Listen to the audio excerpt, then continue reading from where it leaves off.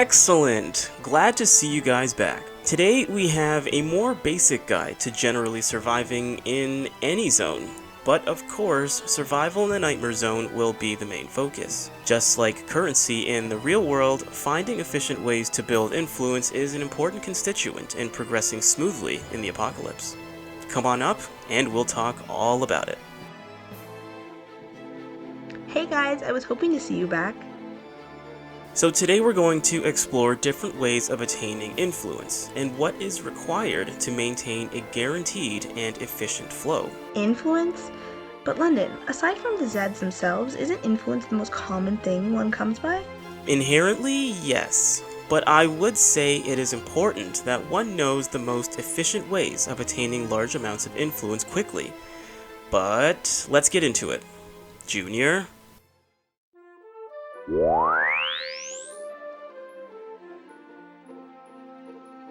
Alright, yes, influence is probably one of the easiest things to come by. Exactly. You kill a Zed, you get the influence. You kill a freak of some sort, you get the influence. You complete a task, you get the influence.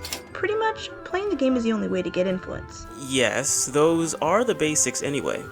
Ever since a recent update, attaining influence has received a bit of a buff.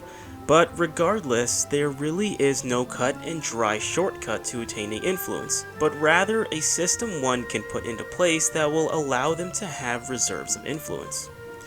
The unbreakable rule with influence in State of Decay 2 is you're either doing something or selling something. There is no way out of it. Alright, London, then why don't you break it down for us? What is the best way to generate influence? Well, there are two. One for each side of the influence rule. One way is by developing bulk plague cures. Whoa. Hold on, London. Last time I checked, bulk plague cures in the Nightmare Zone require 8 units of meds and 20 units of plague samples. Creating these regularly might have more cost than benefit. Yes, it is a bit hefty, and not something that is easily done on a frequent basis. But, as a little side note, if one has the pathology skill, the amount of plague samples required is lowered to 12. But anyway, there is a way to build a system of facilities and skills that create a self-sustaining base, which is what one will first need before they can consider making large resource expenditures. I believe what you're referring to is your base management guide on skills and facilities. Long story short, one should be gaining resources every day with only 1 loss per day in medication.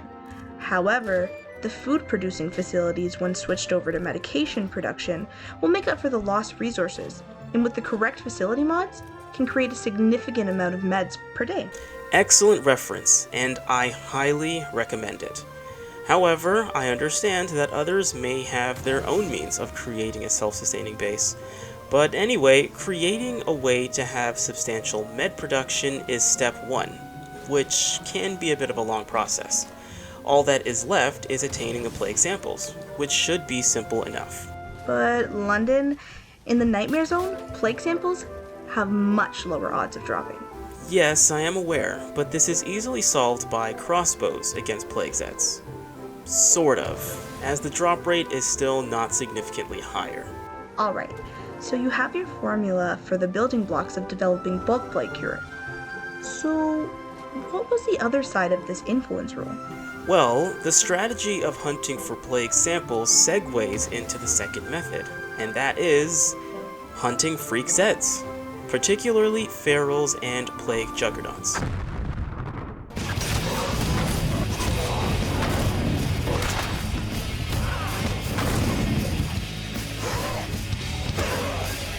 Hold it right there, London. Plague juggernauts and ferals? Those are easily the worst of the freaks. Plus, ferals don't even drop plague samples. What's the point? Well, although plague samples are a good incentive for hunting juggernauts, I included ferals due to the amount of influence one can gain. Without any influence buffs from survivors or facilities, juggernauts provide at base 100 units of influence, while ferals provide 50. Wait, didn't you recommend in your first survival guide to fight as little as possible, or to leave ferals alone since they usually travel in packs of 3? You bring up a very important point. This alternative method should only be used by those who are equipped with an automatic rifle and ideally the marathon and gunslinging skill, although the latter two aren't a requirement. This will not only provide at least 150 units of influence, but you'll also get a bonus of 10 influence for eliminating a horde. This task is not for those who don't perform well under pressure. High skill and control is a must. Well, what about juggernauts? What should one be armed with to successfully take them on? Ironically, I would not recommend firearms against a juggernaut, unless of course one has 50 caliber rounds. Otherwise, I would highly recommend one gets adept at eliminating juggernauts with melee.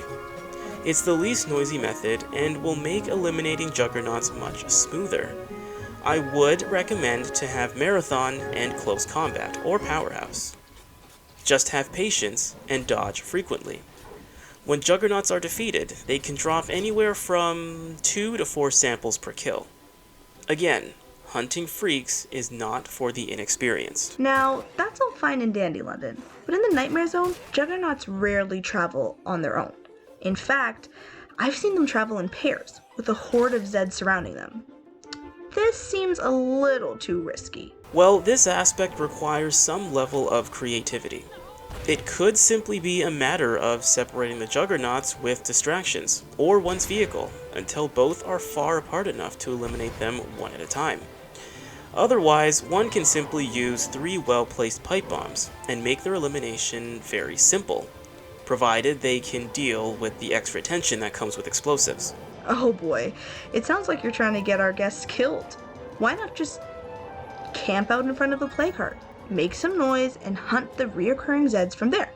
Seems like a much better option than hunting the apex Zeds of the game. Well, I would only recommend this method for veterans, but if one is looking to gain their influence fast, there are only a few ways to do it.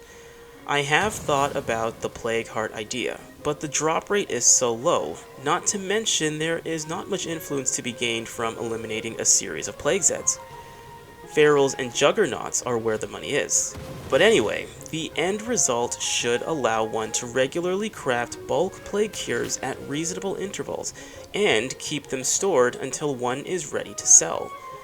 They go at 500 influence units for every bulk plague cure, so it is an efficient way to make some quick influence. Aside from bases, how expensive can things really be to merit this whole plan of generating influence?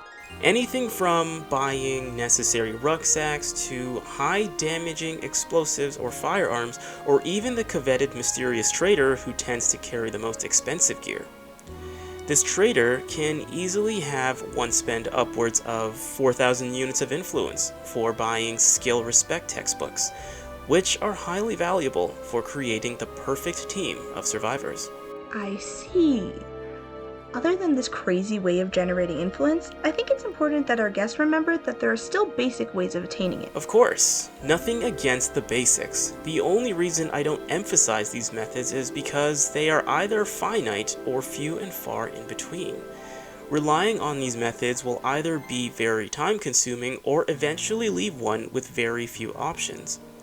Enclaves will eventually run out of tasks, plague hearts will eventually die out, and survivor activity/mysterious signals will dwindle down to a rare occurrence when your community gets big enough. Ferals and plague juggernauts, however, will always be around. Hence, I think it is important one learns how to combat them without panic. Yep, you're definitely gonna get your guests killed, London. But I don't really play on the Nightmare Zone that often, so what do I know, right? No worries, Mascara. Maybe you'll get there one day. Otherwise, though, that is all this onion. And this onion. That is all these onions have to say. Thank you very much for stopping by, guys, and we'll see you next time. Bye, guys. Come back soon, okay?